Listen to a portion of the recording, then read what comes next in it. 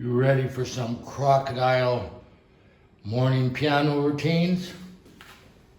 All right, let's get started.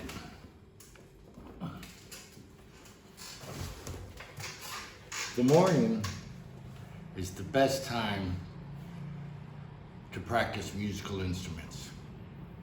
The reason is because if you've been sleeping, had a good sleep, the mind is incredible, the brain, and it's rested all night and it's been repairing itself while it's sleeping. And so in the morning, your brain, for memorizing new music, is an incredible tape recorder.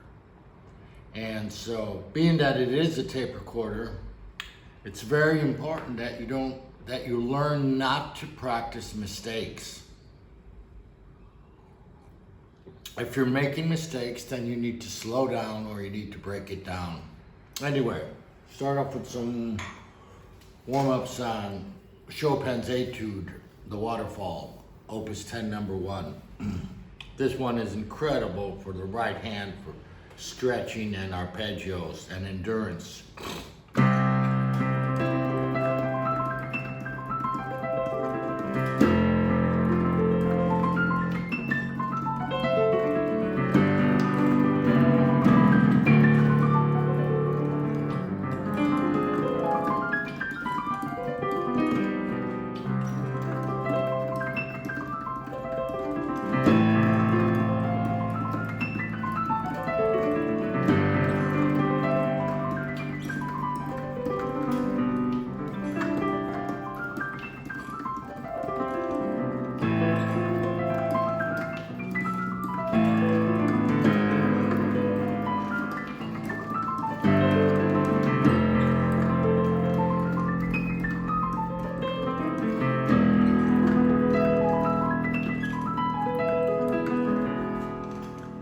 Now with Chopin's Etudes,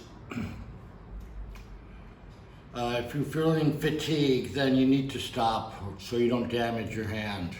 And if you are feeling fatigued, it means you're not holding your wrist or your arm in the proper position. The difficult thing about Chopin's Etudes is not so much playing the notes, but it's the endurance, being able to play the whole thing at the tempo that he requires. So proper wrist, arm positioning, relaxed shoulders is super important. I love Chopin's Etudes for piano technique. I work out on about 6 of them. And if you can play a couple of those, everything else becomes easy to play, technique-wise. So I love them. That one's called The Waterfall. I love the Black Key Etude also. Incredible for the right hand. It's all black keys, of course. In the morning if I have not mastered something or I'm still learning it, I do a lot of it hands alone. Now with this, the Black Key Etude, the song is the left hand. And the right hand is the difficult part, it's the accompaniment part. And with this etude, wrist rotation is imperative or you'll never be able to play this thing all the way through because it's so difficult on the forearm.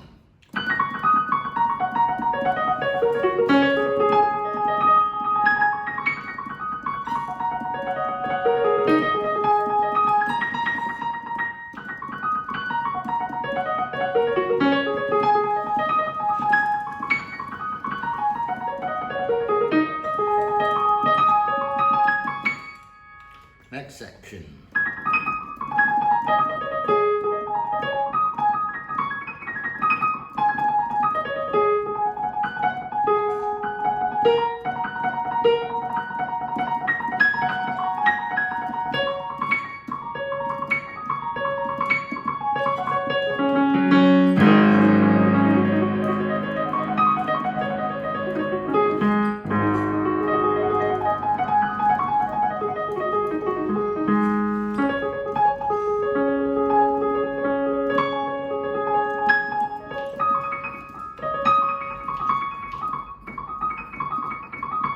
that section, I'm moving my body to the right here because it's very important because not only at this point is your right arm starting to get difficult, but this is very high and it's very difficult. So if you do it staying here and just reaching, it's going to put extra fatigue on it. So it's best to move the body over so the arm is still hanging in a 90-degree angle naturally. And I learned that from watching the master playing these etudes, Vladimir Ashkenazy. On many of the etudes, when stuff gets up really high, his body is moving so that the arms are not like this, because this is unnatural. So he'll move it so it's still hanging natural.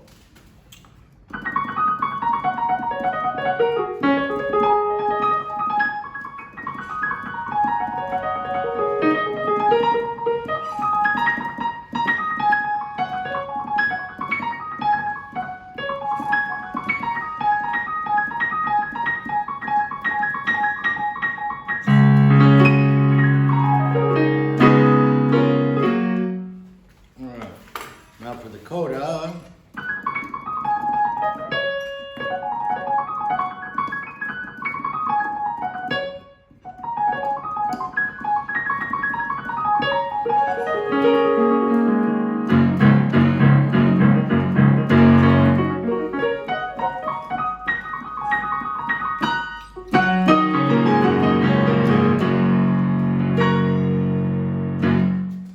So, remember, I'm warming up, so I'm not playing it up to tempo. I'm not playing with both hands. I make a mistake. So for you critical classical concert pianists, guys, you be easy on me. My instructions basically is for advanced pianists, not world-class famous pianists. So be easy on me in the comments. Okay. You could look at me as a pop rock pianist and use classical and jazz to make me just studying classical and jazz makes playing pop music just a piece of cake. So, another great etude. Actually, usually I start off with this one first. Opus 10, number 5, I think it is. It's the etude in C sharp minor. What's cool about this etude is it's a conversation and it's going back and forth from the left hand to right hand. And I think it's the fastest etude that, tempo-wise, that he marked the tempo. But anyway, I like doing it hands alone because it's not ready yet. So I'm working on the hands alone still. And not at tempo.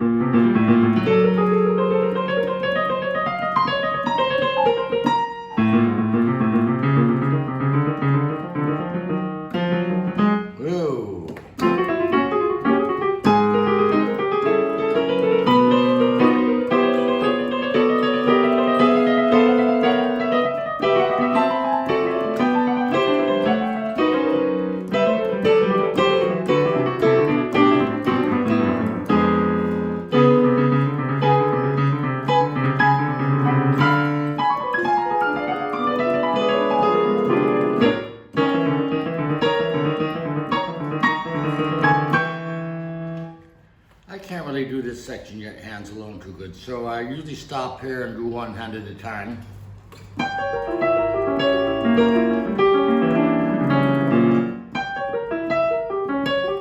See, I made some mistakes, so I'm going to slow down.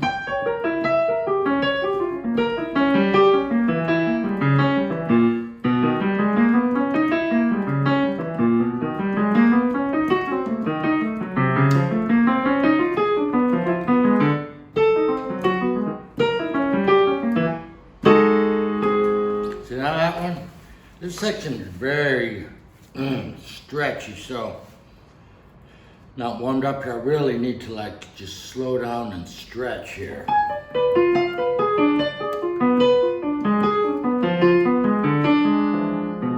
Now what these are is a diminished seventh chord.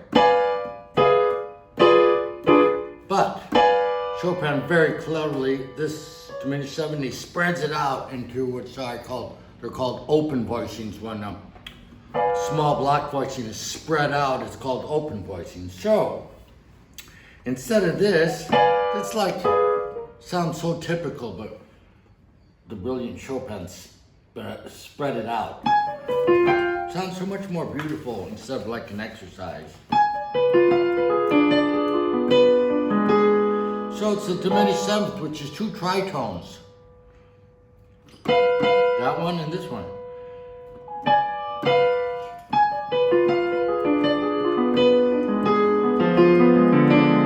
Then another diminished seventh.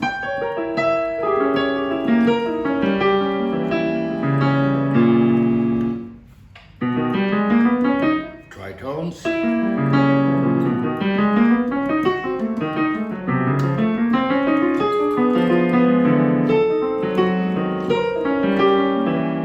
It takes the diminished sevenths there, it goes up by half step, forcing you to play there's only 3 diminished sevenths, so he's forcing you to learn and master all 3 of them.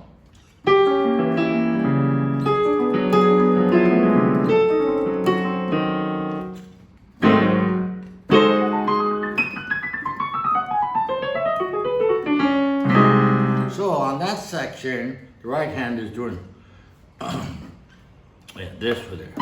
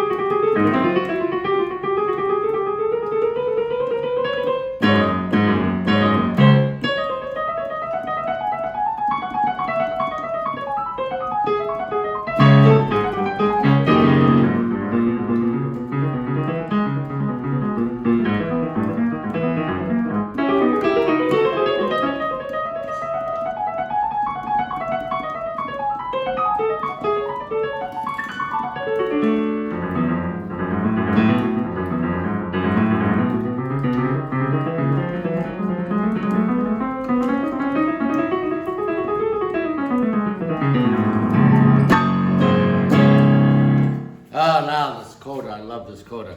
I can't really do it together, hands alone yet, so left hand is this. The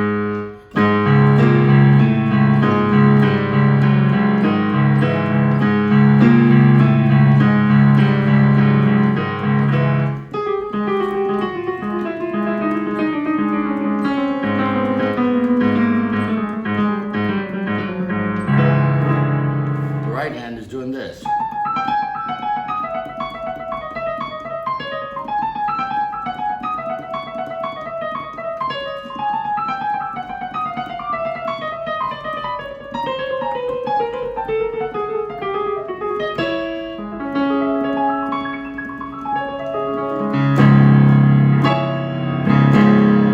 So it's cool here how Chopin's taking the shape on the diminished seventh, and for this ending he's coming down chromatically, forcing you to play it in all 12 keys, but also turning it into beautiful music.